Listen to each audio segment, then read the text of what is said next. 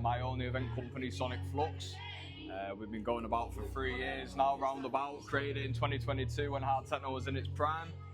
A Leeds-based event company. When I first started, there wasn't really anything going on in Leeds. There was Rogue Puppets, but they're more on the sort of driven, melodic, sort of groovy sort of side, more slower. So I created Sonic Flux to initially give myself opportunity, but then just obviously fell in love with giving everyone else opportunity, which is what this is all about. So on the topic of that, obviously you're doing something new tonight. Do you want to tell people what Ascension is about? Yeah, so Sonic Flux's Ascension is obviously deep-rooted in the foundations and the fundamentals of what I've always ensured the brand is about, is giving opportunity. But this series is solely to give artists and new emerging DJs the opportunity to showcase their first debut set. So every single set tonight is a debut set from DJs that have only DJed 2-3 months, some DJs that have DJed a year, that haven't been able to get any opportunity due to how saturated the scene is. Especially with clubs closing as well. Exactly. So obviously I feel, like I say, coming back to Bag Factory being a massive sort of like, I don't know, a pot of gold really, to be fair, to be able to do something like this.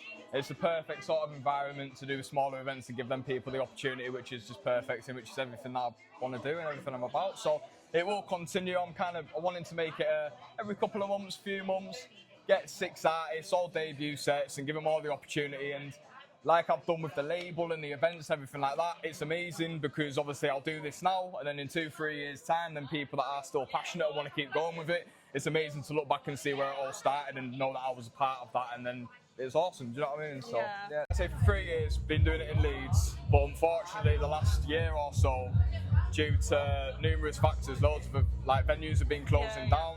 I was lucky enough to do a couple of events in Old Red Bus Station before that shut down. Just as I was getting going and finding my feet and how to do it properly and make sure the vibes are immaculate as possible. Obviously got an email through saying they're shutting down, which is unfortunate, but they were amazing. And then, the doors opened nicely after that. One door shut, one door open sort of thing, to get into Mint Warehouse. And then did my first event at Mint Warehouse with Makina, which obviously a hard bounce sort of brand, and hard bounce was only just coming into the UK at the time. So it was a perfect opportunity. I had that booked in, and then decided after I went to play for them that they were a nice bunch, and went to obviously go collaborate with them. And it was a really, really good night in Warehouse, and then did another one with the High Voltage headliner there. So obviously going off the one with Octane recently, the last month or so, at Hi-Fi, that was amazing. But unfortunately, like I say, Hi-Fi at the moment are the only real venue that we have in Leeds at the moment. I know there's a couple others like Wharf Chambers, etc., but like I say, due to a couple of factors, a lot of venues are shut down in Leeds, which is a shame.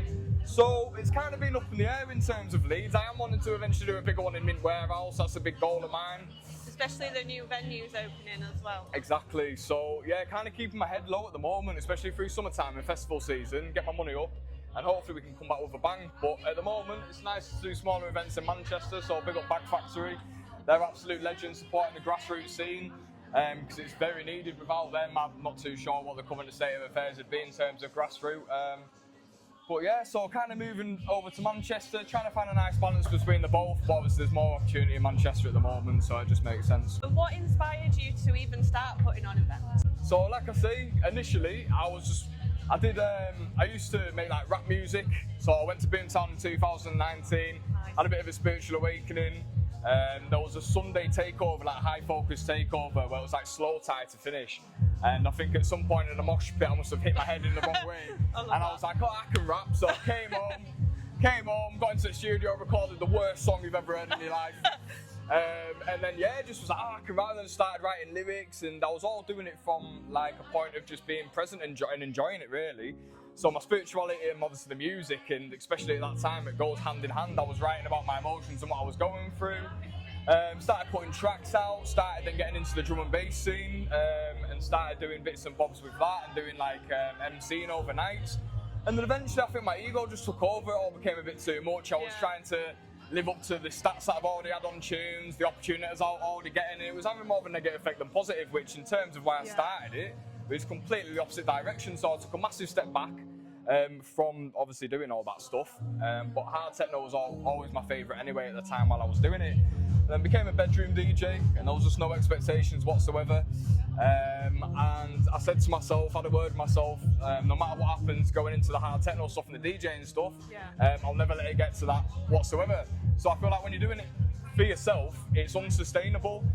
You're limited when you're putting out energy just selflessly to yourself. You're going to hit a blockade quite quickly. But when I've found when you're doing it for everyone else, the energy you're putting out here, there and everywhere, it all does come back round eventually, some way or another, whether it be a week or a month or a year, it all does come back round. So did it for myself and then just completely fell in love with giving everyone else opportunity. I say some of my personal best highlights are not from my own sets, they're from the opportunity that I've been able to give people. Like at Old Red Bus Station, for example. I remember we did a sellout night, which I was shocked by. And the two of the DJs I put on at peak time, they did a back-to-back. They've never played a set in their life to a packed-out room, and that's just what it was all about. So I've carried obviously the foundations of the brand in that sense, and brought it to obviously where I am now, and still trying to give as much opportunity as possible. And yeah, just steady away, kind of trying to not put any pressure on myself. Don't want to become egotistic. Just trying to give everyone else opportunity. I always say, the best way to be selfish is to be selfless, because by being selfless, you're therefore being selfish in the best way possible. Because if you're being selfish, like I say, you hit a wall instantly, but if you're being selfless, you're being selfish in the sense of you're doing the best for yourself. Do you know what I mean? So that's the way I look at it. So you're a DJ yourself, but if you had to give anyone any advice for their first set, or if they were thinking about wanting to play at your events, what advice would you give them? So in terms of actually getting sets, I'd say, honestly, if you're a passionate enough person and you love the music, you're going to get opportunity, because you're going to want to come out and support events naturally because you love the music.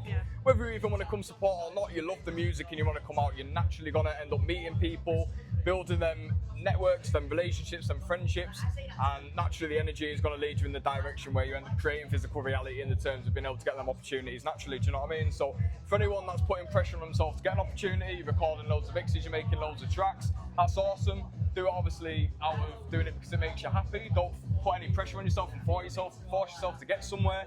Do it so you're making yourself happy, and then obviously besides that factor, if you do want the opportunity and do want to play at events, the best way is to, you can have the big goal of playing for Teletech, everyone wants to do that, but the way to really start is come to these smaller events, come support smaller artists, come support smaller brands like myself, and opportunity eventually come your way, do you know what I mean? So, Oh, thank you so much. Alright mate, it's His Instagram page and his socials below. Alright, much love guys, peace. Thank you.